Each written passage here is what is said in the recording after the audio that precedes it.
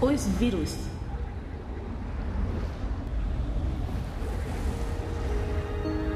Ano de 1914. As nações mais poderosas da Terra entram em combate na maior guerra da história até então, a Primeira Guerra Mundial. Resultado, 6 milhões de mortos. Ano 1918. O vírus da gripe ou da influenza, um dos menores seres que existem, desenvolveu e propagou uma devastadora epidemia em vários países. Resultado, 15 milhões de mortos. Este é o rosto do faraó Ramsés V, que morreu de varíola há milhares de anos. E aqui está uma das mais recentes vítimas desse vírus, que mede aproximadamente 300 milionésimos de 1 milímetro e que semeou o terror durante mais de 3.000 anos. O médico do interior Edward Jenner foi a primeira pessoa a ganhar uma batalha contra os vírus em 1796. Nessa mesma cabine, ele injetou numa criança saudável de 8 anos um líquido que ele havia previamente extraído de uma bolha da mão de uma camponesa que sofria de uma forma benigna de varíola. 2 meses depois, Jenner chegou ao momento mais crucial da sua experiência, quando teve de inocular a criança novamente, mas desta vez com a própria doença. Mais tarde, o menino não pegou varíola porque ficou imunizado contra ela. Desse momento em diante, a vacinação tornou-se uma prática que se espalhou pelo mundo inteiro. Em nossos dias, campanhas maciças de vacinação conseguiram uma das mais retumbantes vitórias científicas: o desaparecimento praticamente total da varíola da face da Terra. Usando microscópios ópticos, podemos observar seres como os protozoários e até mesmo as bactérias. Mas seres tão minúsculos quanto os vírus só puderam ser observados após o aparecimento do microscópio eletrônico nos anos 30. Os vírus são medidos em micra, ou milionésimos de 1 milímetro. Milhões deles poderiam ser postos na ponta de uma agulha. No entanto, são o pior inimigo do homem, exceto, naturalmente, o próprio homem.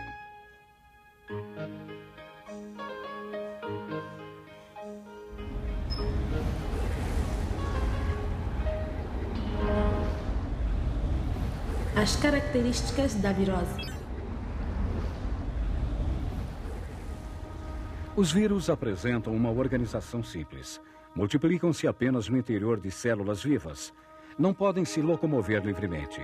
Como não têm muitas das funções peculiares aos seres vivos, alguns cientistas sustentam que os vírus não deveriam ser classificados como seres vivos. Basicamente, o vírus consiste de um bloco de material genético, ADN ou ARN, cercado por um invólucro proteico que lhe serve de proteção e possibilita a penetração na célula. Para se reproduzirem, os vírus precisam usar outro ser vivo, como as células animais ou vegetais e até bactérias. Em consequência, eles são necessariamente parasitas intracelulares. Fora das células que parasitam, é como se os vírus fossem inanimados. E isso é uma das coisas que faz a luta contra eles tão difícil. As bactérias patogênicas podem ser combatidas com o uso de determinados produtos químicos. Se tentássemos fazer a mesma coisa com os vírus, veríamos que, além de destruí-los, destruiríamos também a célula hospedeira, causando sérios danos ao nosso organismo.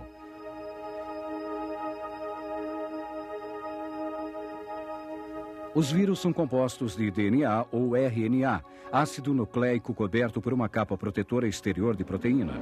Os vírus apresentam formas diferentes. Esse é o vírus da poliomielite. E esse é o vírus mosaico do tabaco.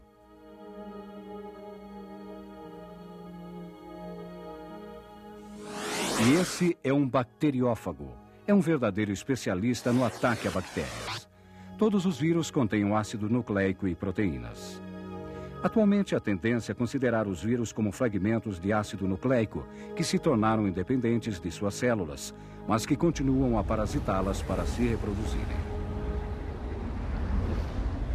Infecções viróticas. Cada vírus é especializado em atacar uma determinada bactéria ou célula do organismo. Considerando-se o fato de que os animais superiores e as plantas têm uma infinidade de diferentes células, eles podem, portanto, sofrer ataques de muitos vírus diferentes. Ao conseguir acesso à corrente sanguínea ou a qualquer outro veículo, o vírus se deixa carregar. Se tomarmos como exemplo o vírus da hepatite B, vamos observar que ele vai cruzar o caminho de várias células na sua jornada pela corrente sanguínea, mas não vai atacar nenhuma delas.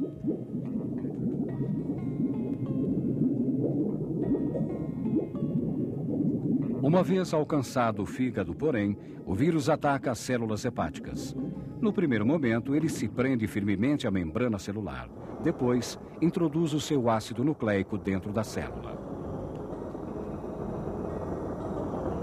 Quando o material genético de um vírus alcança o interior da célula, ele altera o metabolismo dessa célula a fim de produzir mais vírus similares a ele. A célula invadida não pode realizar as suas funções normais e é, portanto, condenada à destruição. Uma vez formados, os novos vírus deixam a célula. Se a destruíram ou não é irrelevante, pois a célula não funcionará mais normalmente.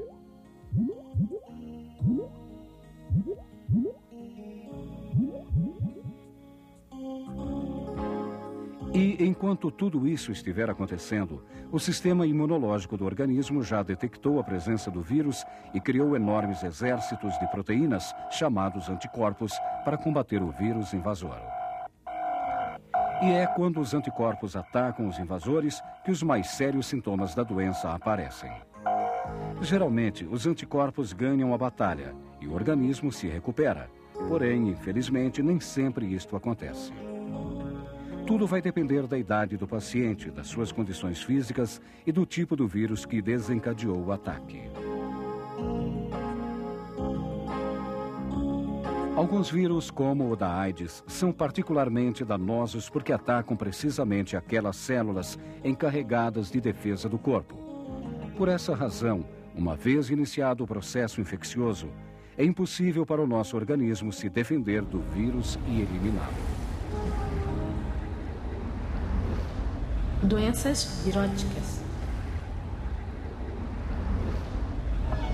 Geralmente, uma vez que tenhamos sobrevivido ao ataque virótico, não teremos novamente a mesma enfermidade. Isso acontece porque nosso organismo ainda tem muitos anticorpos deixados pelo primeiro ataque, que acabou rapidamente com os vírus. Por essa razão, as doenças infantis, como a catapora e a cachumba, aparecem apenas uma vez em nossas vidas. Gripes e resfriados comuns são infecções viróticas que nos atingem quase todos os anos. Porém, é sempre um vírus ligeiramente diferente que nos ataca de cada vez. Em 1881, Louis Pasteur fez um avanço considerável na luta contra os vírus ao descobrir a vacina contra a raiva, uma doença terrível que até hoje ainda é responsável por uma morte a cada 10 minutos. Os seres humanos são usualmente infectados pela mordida de animais mamíferos contaminados. Se as vítimas não são vacinadas a tempo, morrem rápida e inexoravelmente. As altíssimas taxas de mortalidade causadas pela poliomielite, o fato dessa doença atacar principalmente crianças, e de o presidente Roosevelt, uma das suas mais famosas vítimas, ter mostrado um enorme interesse na vacinação, fez da descoberta de Pasteur uma das mais celebradas vitórias contra as doenças. Embora tenhamos vacinas para praticamente todas as doenças causadas por infecções viróticas, os vírus ainda continuam sendo um terrível inimigo. AIDS, ou síndrome da deficiência imunológica adquirida, é uma das mais recentes infecções viróticas que vem causando alarme no mundo inteiro. O que faz essa doença particularmente terrível é a destruição das células do nosso corpo que tem a função de desencadear o sistema de defesa do organismo. Quando se dá infecção, o vírus desativa as defesas do organismo, deixando-o indefeso e sujeito a qualquer outra infecção. Tendo oculto acesso ao nosso corpo, esse vírus pode permanecer latente por vários anos antes de manifestar ativamente a sua presença.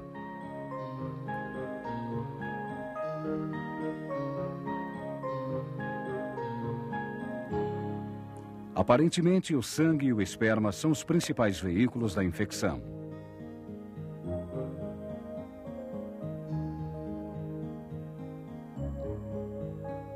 O uso de seringas descartáveis, preservativos e um rigoroso controle da doação de sangue parecem ser os métodos mais efetivos para a prevenção dessa doença mortal.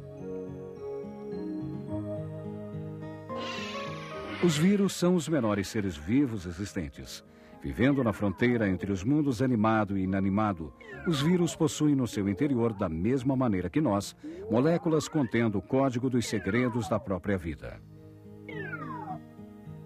A ciência genética deu lugar à manipulação e à engenharia genética. Em outras palavras, estamos lentamente desvendando os segredos da matéria viva e desenvolvendo novas armas com as quais poderão ser combatidos os mais terríveis inimigos do homem. Acesso ao sumário.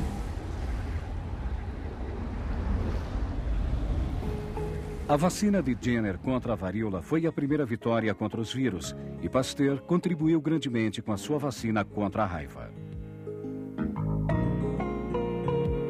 Contudo, os vírus não puderam ser detectados até o aparecimento do microscópio eletrônico, porque são minúsculos, mesmo quando comparados com as bactérias.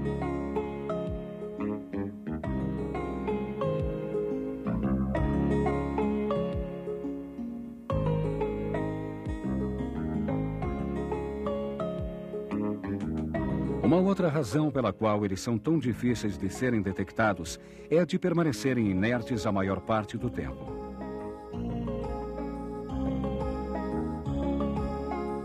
Eles só começam a trabalhar usando o DNA ou o RNA do seu interior quando entram em contato com as células.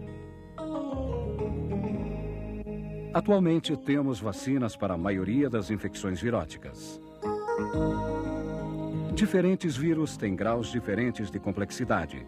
Todos eles, porém, são compostos de dois elementos básicos, ácido nucleico e proteína. Esta última é usada como uma espécie de capa de proteção. Cada vírus ataca uma célula específica. Uma vez colado com segurança na parede da célula, o vírus injeta o seu ácido nucleico no interior do código genético da célula invadida. A célula, por sua vez, produz outros vírus que invadem outras células e assim sucessivamente. Quando acontece uma invasão virótica, nosso sistema imunológico entra em ação e fabrica anticorpos para combater a infecção.